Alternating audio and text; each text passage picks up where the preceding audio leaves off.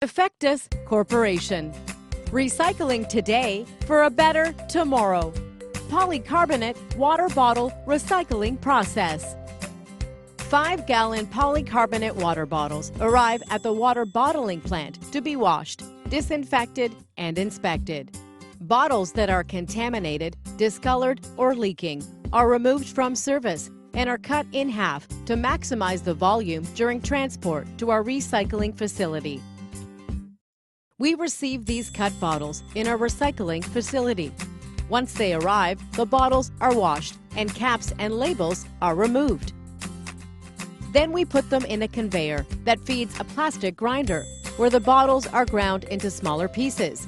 The polycarbonate regrind leaves the grinder and moves to a packaging system where regrind is packaged in Gaylord boxes. These Gaylord's boxes are sent to the customer, who will use these water bottle polycarbonate regrind to make PC and PC ABS compounds that are later made into automotive lamps housing, computer casing, translucent skylight, or other products. Thanks for watching Effectus Corporation.